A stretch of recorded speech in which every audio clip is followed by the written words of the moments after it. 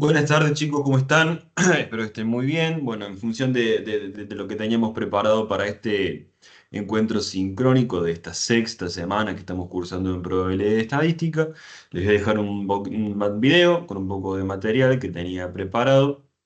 Voy a presentar a pantalla que tiene que ver con la parte de probabilidad. Sí, ya estamos entrando en esta segunda parte del curso, que es donde se empieza a desarrollar toda la parte de probabilidad. Este, ya los habíamos arrancado en la semana anterior. Así que bueno, la idea de hoy es un poco ir hablando de probabilidad clásica. Antes de empezar, mientras se presente el archivo, a ver, vamos acá. Quería recordarles que bueno, para el próximo parcial van a tener que cumplir con el requisito de tener presente o de tener entregado, ¿no? Las entregas 1, 2, 3 y 4, es decir, las dos primeras entregas del trabajo práctico integrado, ¿sí? Bueno, en este momento me quedan muy pocos, pero ya estamos, bueno, mi comisión particularmente terminando de corregir la segunda entrega. Bien, ahí haciendo un repaso de todo lo que venimos trabajando hasta acá, empezamos trabajando con estadística diferencial. Nosotros empezamos a trabajar con un variable, con clasificación, subclasificación, criterios de medición, escalas de medición. Una vez que tuvimos bien definido eso, empezamos a ver eso bajo un estudio, una organización de datos, cómo podíamos trabajar con esos datos mediante tablas de frecuencia. Y ahí habíamos empezado a clasificar si podíamos trabajar con datos agrupados o no, eh, para después terminar volcando toda esa información en gráficos, que era como la forma más correcta y más adecuada de ver. Más fácil también, ¿sí? Y por último, bueno, cortamos con la parte de estadística, empezamos a ver la parte de probabilidad. Nosotros en la clase pasada, en la semana pasada, empezamos a ver algo de cálculo de combinatorio. Quizás hoy lo mencione como para que tenga relación lo que estuvimos hablando de la semana pasada con lo que vamos a ver hoy. Y, y así vamos a ir avanzando un poco. Quizás la última semana no se había hablado o no se había dado un concepto o una definición de qué es lo que era la probabilidad. Lo traemos a colación hoy. Nosotros siempre tenemos que entender que la probabilidad es la posibilidad de que algo suceda, ¿sí? Cuando empiezo a tener conocimiento de técnico o vocabulario de probabilidad, yo debería decir que es la posibilidad de que un punto muestral de un evento suceda, como por ejemplo. Y hoy vamos a empezar a hablar un poquito de estos vocabularios, digamos, de qué significa cada una de estas cosas, que es muy importante para esta unidad. Deberán tener siempre en cuenta que acá vamos a empezar a ver contenidos de matemática como la teoría de conjuntos, ¿sí? Que eso es muy importante tenerlo fresco, lo vimos el cuatrimestre pasado, lo traemos de vuelta a este curso, porque nos va a facilitar un montón la comprensión, como ya se habrán visto, ya lo habrán dado cuenta, la profe que explicó esta parte de la clase en las clases que están plasmadas en el campus virtual, habló ya de esto y hizo un par de ejemplos ahí, empleando unos diagramas de Venn que me parece que están muy buenos y muy accesibles o fáciles de entender. Así que hay muchísimas diferencias de la probabilidad con la estadística, ya los van a ir viendo y lo van a ir determinando, pero yo me quiero quedar con algo que es sumamente importante antes de avanzar con esto, y es que nosotros vamos a hablar de probabilidad, hacer cálculos de probabilidad siempre que nosotros estemos enfrente a un fenómeno aleatorio, ¿sí? Es decir, cada vez que exista un fenómeno y ese fenómeno esté liberado al azar, nosotros vamos a trabajar con la probabilidad. Porque cuando los fenómenos son determinísticos, es decir, cuando yo sé que esos fenómenos voy a pasar, la probabilidad no tiene nada que hacer acá. Yo siempre menciono lo siguiente, tanto la probabilidad como la estadística son los peores o grandes enemigos de la incertidumbre.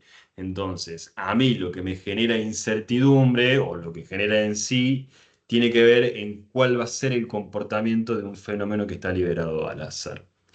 Siempre le hablo a mis alumnos, o cada vez que se empieza a hablar un poco de esta parte, de los juegos de azar que uno puede encontrar en el casino, los juegos de azar que uno puede jugar en casa, que hay mucha variedad, hay mucha diversificación, que por esto, bueno, hacer un repasito en cuál es el funcionamiento de una ruleta, porque el espacio muestral que tiene una ruleta no es lo mismo que el sorteo de pronto del Kini 6, entonces es como que uno va viendo, va evaluando diferentes espacios muestrales, diferentes formas de calcular la probabilidad.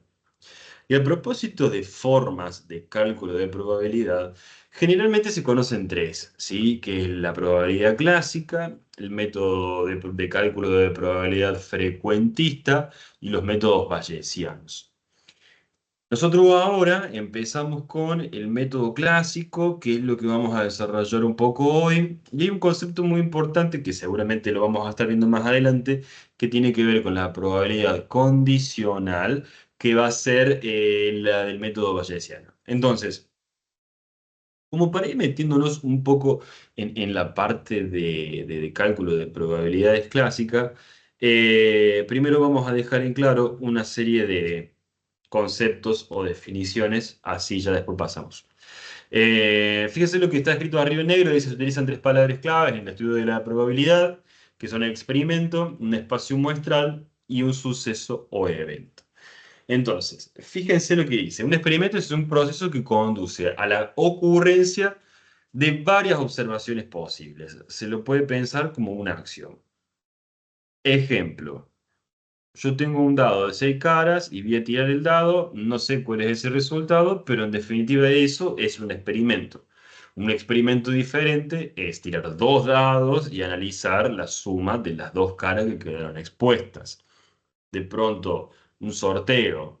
Tengo, no sé, una bolsa con bolitas de diferentes colores y tengo que sacar una, es otro experimento. Pero siempre experimentos que están liberados al azar y que yo no tengo forma alguna de poder saber si eso va a suceder o no, a menos que lo calcule a través de la probabilidad.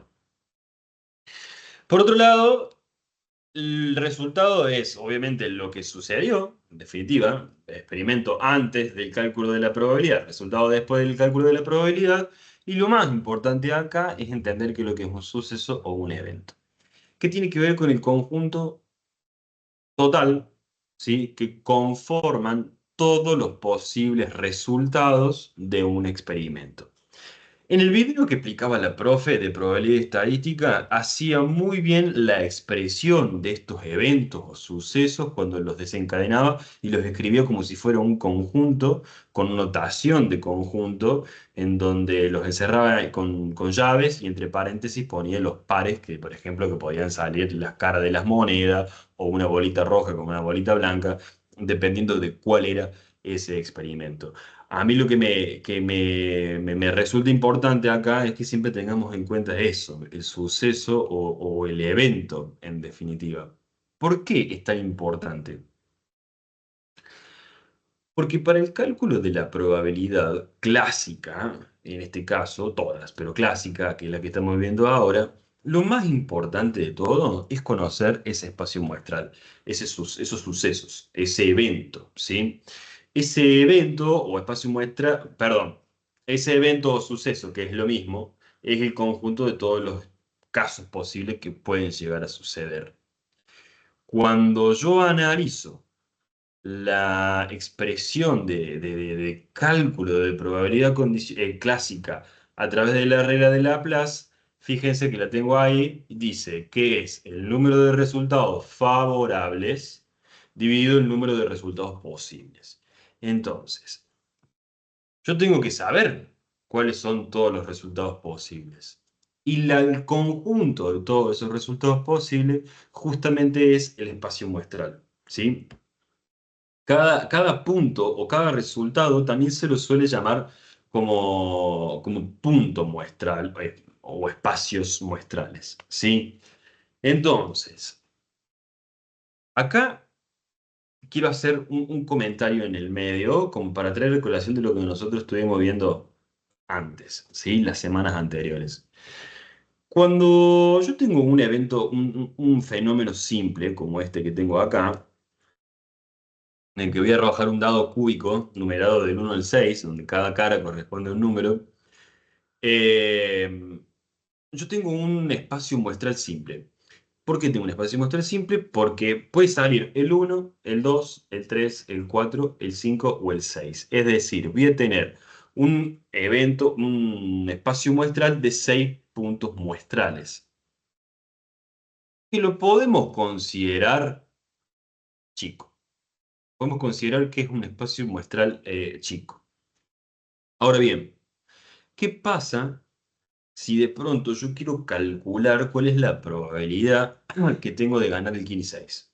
¿O cuál es la probabilidad que tengo yo de ganar en la quiniela un número de 3 cifras que salga a primera o a los primeros 10?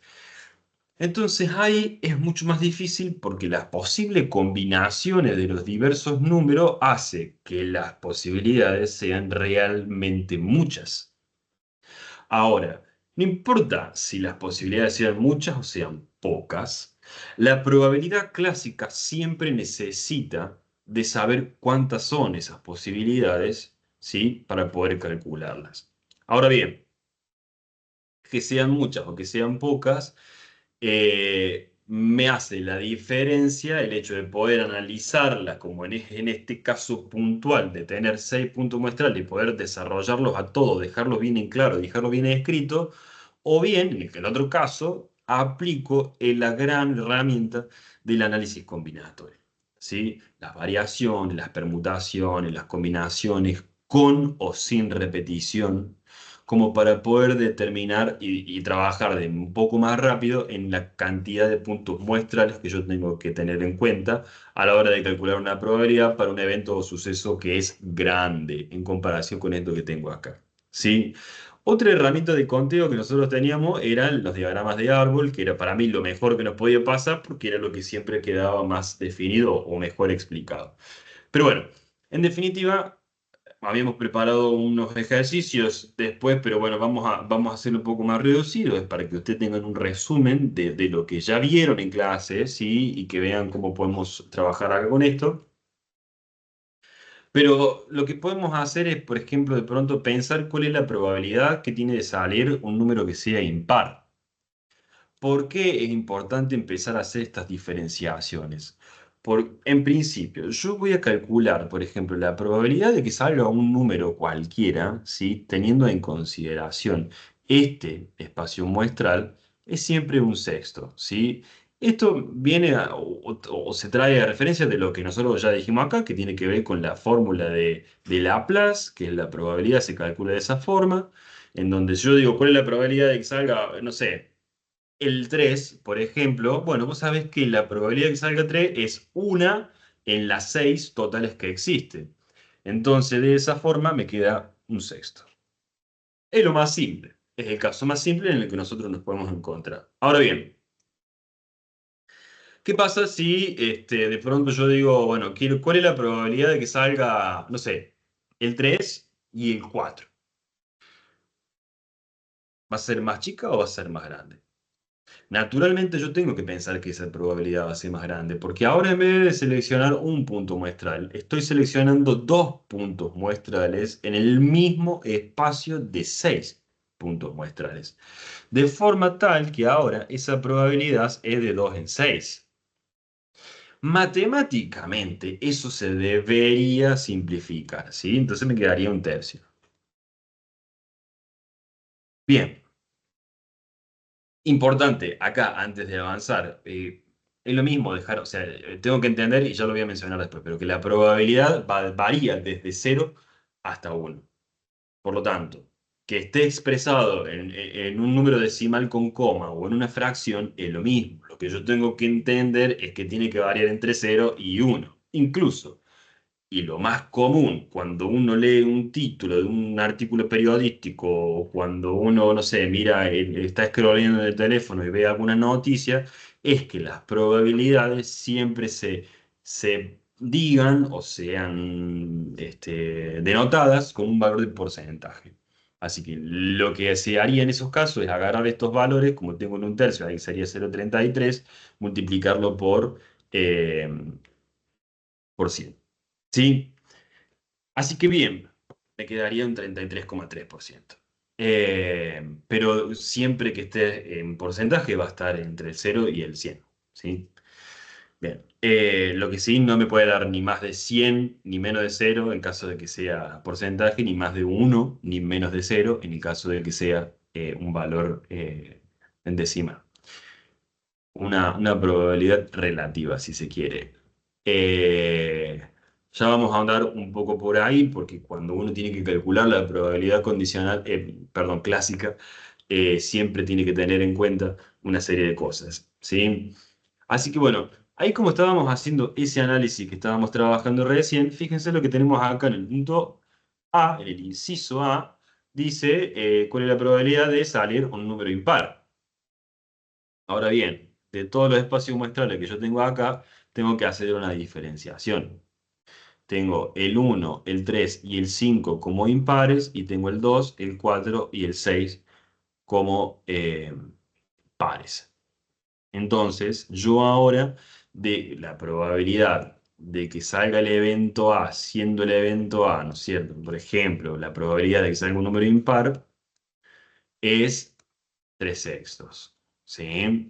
Que en este caso me va a quedar un tercio. Perdón, eso se puede dividir por 3, acá me queda un medio, ¿sí? Que un medio para nosotros es 0,5. Y 0,5 en términos de probabilidad es un valor jodido, porque la incertidumbre del 0,5 es alta. ¿Por qué? Porque no estoy cerca ni de un valor tan bajo como es el 0, ni tan alto como es el 1, es decir, no te puedo asegurar que no va a ocurrir o que sí va a ocurrir, y es por eso que se usa, por ejemplo, en sorteos parciales, para ser totalmente imparcial, es decir, yo, por ejemplo, siempre doy el ejemplo de cuando un equipo de fútbol va a jugar, la selección de la cancha se usa a través de la moneda. ¿Por qué a través de la moneda? Bueno, uno elige cara y el otro elige cruz.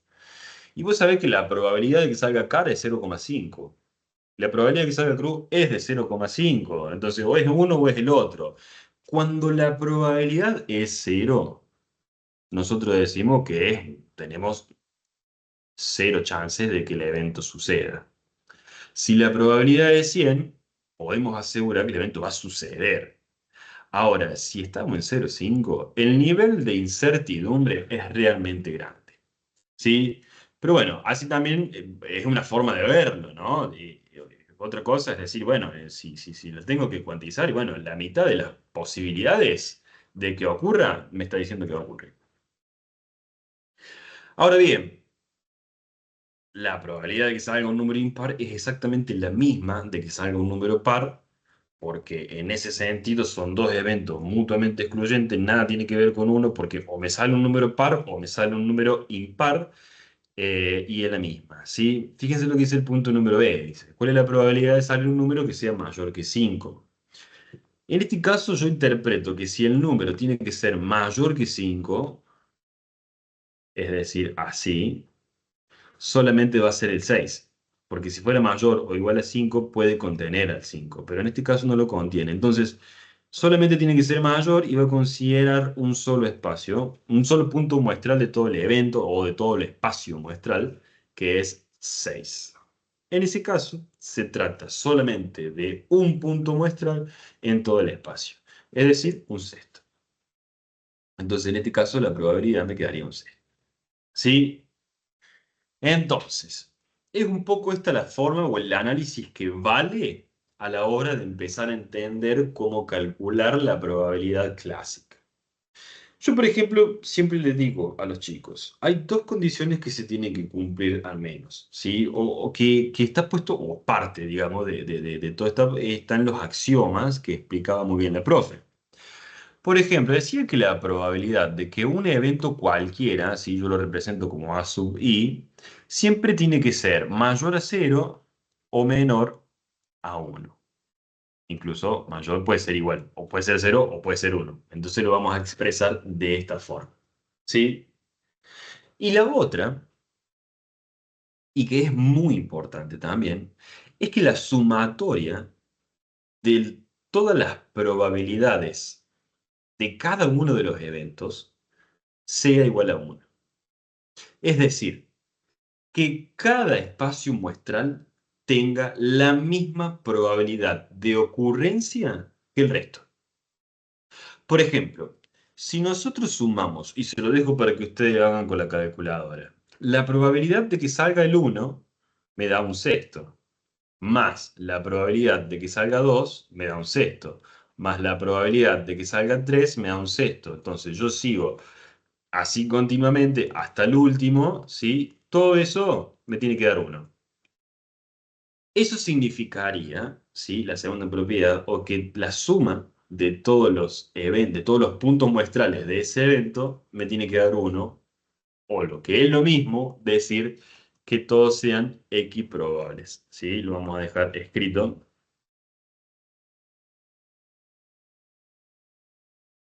equiprobables, apreté justo el botón de cosas. Bueno, a ver, perdón chicos, el lápiz tiene un botón y se me va. ¿Sí? Es importante porque esto me va a dar las dos eh, características, los dos axiomas más importantes que tiene que tener o que yo tengo que considerar que tiene que suceder en este experimento para poder calcular una propiedad, una probabilidad a través de la fórmula de Laplace, que es esta que nosotros tenemos acá, y constituye el método clásico de cálculo de probabilidad. ¿Sí? Entonces, simplemente un resumen, como para que tengan en cuenta de lo más importante. Hay un montón de cosas más que sí se tienen que considerar cuando nosotros empezamos a trabajar con estas diferentes axiomas y propiedades, poder aplicarlos a los cálculos es sumamente importante. Si alguna vez se conectan, eh, podemos desarrollar un par. Así que, bueno, chicos, la verdad que no más que esto. Ya saben, como siempre les digo, se pueden conectar a todos mis encuentros sincrónicos los días viernes a las 14 horas. ¿Sí? Así que bueno, chicos, sin nada más que agregar, espero que tengan un muy buen fin de semana. Seguimos en contacto a través del campus del aula virtual, cerrando ya las correcciones de la segunda entrega y también haciendo el seguimiento de todas las actividades para las últimas semanas de avance del curso. Espero que tengan un excelente fin de semana y nos estamos viendo, si Dios quiere, el próximo viernes acá en un encuentro sincrónico. Nos vemos.